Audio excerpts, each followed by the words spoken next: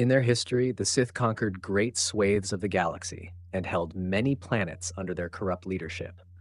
Being well over 5,000 years old, they honed their dark side craft to create thousands of relics, artifacts, weapons, and more. But their true terror lies not just in their armies or their mastery of the dark side, but in the objects they left behind, relics infused with pure hatred, weapons of unthinkable malice, and artifacts capable of unimaginable destruction. From blades that can corrupt a Jedi Master to talismans that can raise armies of the dead, their creations have plagued the galaxy for generations. But among these terrifying creations, which are the absolute most powerful? So today, we'll be covering some of the most malevolent of these objects as we count down the 10 most powerful Sith artifacts in all of Star Wars, from both canon and legends, ranked by one metric, and one metric alone, pure destructive force. We're exploring the forbidden weapons that can obliterate entire planets and grant their wielders godlike dark side abilities. Coming in at number 10, we have an object whose power is more subtle than most, the Sith Chalice. Following the Great Scourge of Malachor, an ancient battle where a Sith superweapon petrified entire armies, the planet was left a hellish wasteland. Millennia later, on a trip to the ancient battleground, Chancellor Palpatine himself would uncover this ancient Sith chalice. Now, this wasn't some grand weapon, but rather an unassuming incense burner used for Sith meditation rituals. Its true power was far more insidious.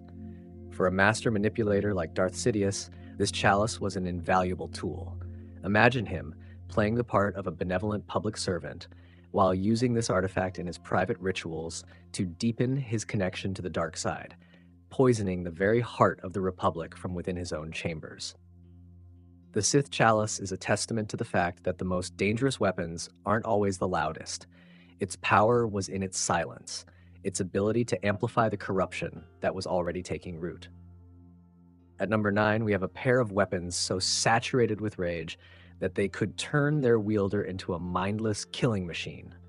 The crossguard lightsabers of the ancient Sith Lord, Darth Atreus. Atreus was a Sith warrior defined by his pure, unbridled ferocity in combat, and over time his intense anger literally infected his blades. Long after his death, these lightsabers remained as vessels of his hatred. When these twin sabers were eventually recovered, the effect was immediate and catastrophic. A crime lord who ignited one of the blades was consumed by a murderous frenzy, slaughtering his own men. Even a Jedi Master was not immune. When Luke Skywalker discovered one of the sabers, he too was overwhelmed by its corruptive influence, cutting down a squad of stormtroopers in a fit of rage. Realizing the weapon was too dangerous to exist, Luke destroyed it. Darth Vader, sensing the same danger in the second blade, did the same. These weren't just lightsabers. They were weaponized fury, capable of hijacking the will of anyone who dared to hold them. Entering at number 8 is an artifact that proves even in death, a Sith Lord's will can reshape reality, the Mask of Lord Momin.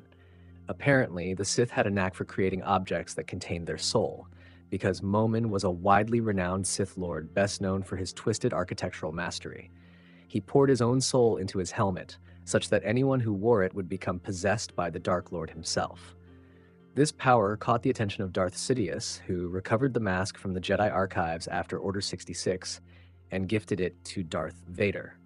Vader, seeking a way to conquer death itself, brought the mask to a potent dark side nexus on Mustafar. There, the mask, possessing a host body, guided the construction of Fortress Vader, designing it as a massive tuning fork for the dark side, a gateway between life and death. Momin's ultimate goal, however, was to use the fortress's power to resurrect his own long-dead body. He betrayed Vader, bringing himself back to life before being struck down by the Dark Lord for his treachery. The Mask of Momin demonstrates a horrifyingly personal power, the ability for a Sith's ambition to outlive their body and possess the living. Our 7th entry is an artifact that offers a power all Sith crave: utter invulnerability. Lord Skara Khan was an ancient Dark Lord who formed the Brotherhood of Darkness, and he crafted powerful Sith amulets designed to be completely impervious to harm. These amulets, when worn, could render a user invulnerable. In the Legends timeline, one of these very amulets was embedded into the right gauntlet of Darth Vader's armor by his master, Darth Sidious. This made his right hand virtually indestructible. It could withstand direct lightsaber strikes and deflect blaster fire with ease. This protection was so absolute that the gauntlet survived even after Vader's hand was severed by Luke Skywalker and the subsequent explosion of the second Death Star. However, like many Sith creations, the amulet came with a price. For those not powerful enough in the Force, prolonged exposure could cause physical decay, eroding the user's own body. This artifact represents the Sith's desire to conquer not just their enemies, but mortality itself. At number 6, we have an artifact designed for a truly apocalyptic purpose, known in some texts as the Helm of Eldis. In the age of the old Sith Empire, Sith lords engaged in powerful dark side rituals that could scar entire planets. Certain artifacts like this helm were created to channel and amplify these rituals on a galactic scale. The helm was an amplifier, designed for mass resurrection spells that could turn the tide of a war. Its power was so immense and uncontrollable that its mere presence could cause atmospheric disturbances for miles.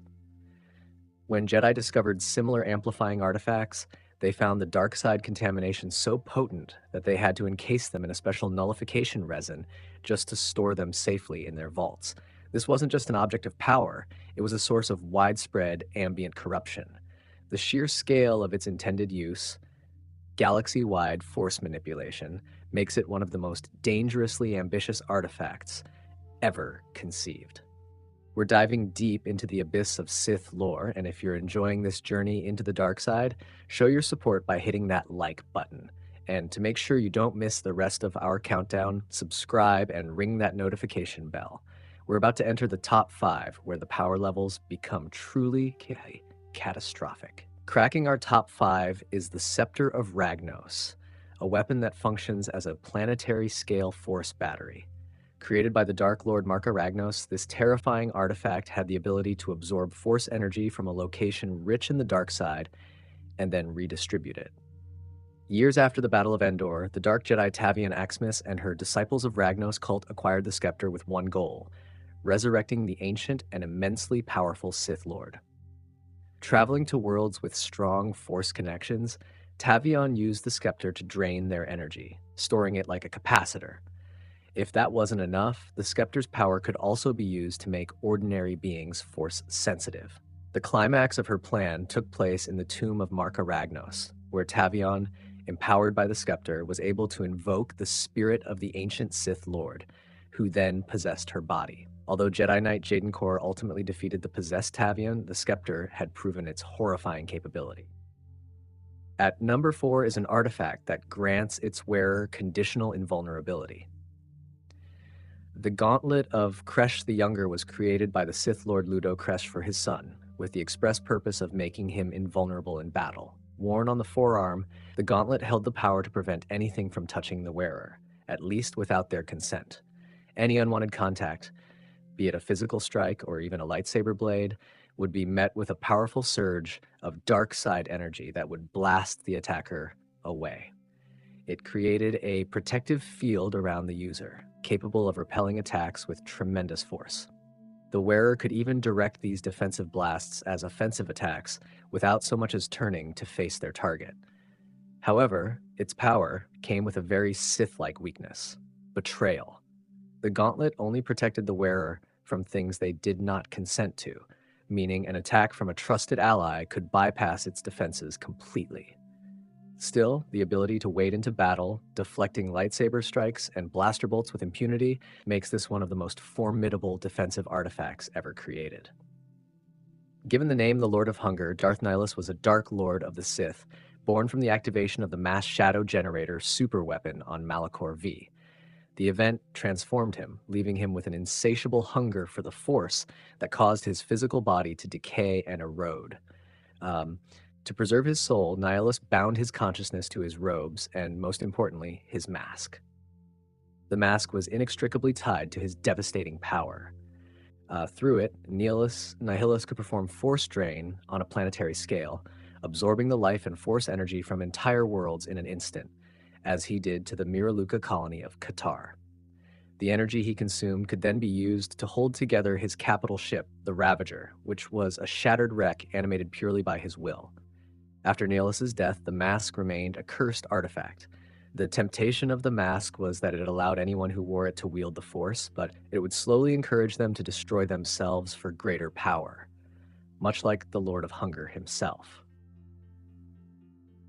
The Moor Talisman was one of 3 so-called great amulets created by the Sith Lord Sorzus Sin for the Dark Lord Karnes Moor. This talisman had the terrifying ability to turn other beings into mindless thralls at the command of whoever wore the amulet. And what were those beings it created? They were the Rakghoul. The talisman also allowed Moor to sustain his essence, effectively granting him spiritual immortality. When his physical body died, his spirit lived on, seeking out the most powerful Force user in the vicinity to act as a vessel. For millennia, the talisman was a plague upon the galaxy. At one point, Jedi Master Celeste Morn became its bearer and was possessed by Moor's spirit, forcing her into a 4,000-year stasis. Even Darth Vader briefly considered taking the talisman for himself to overthrow Sidious, but ultimately rejected it, recognizing its power was too chaotic. The Moor Talisman is so high on this list because it doesn't just amplify a wielder. It has a will of its own, spreading a plague that self-replicates and creates an ever-growing army. And now, coming in at number 1. The most terrifyingly powerful Sith artifact is not a mask, a weapon, or a piece of armor.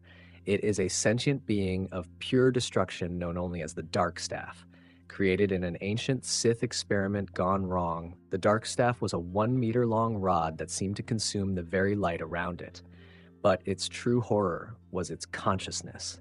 The staff was alive, and it possessed an insatiable desire to feed on the Force and destroy life. The Darkstaff's power was so absolute that its own creator was instantly destroyed when he tried to unmake it.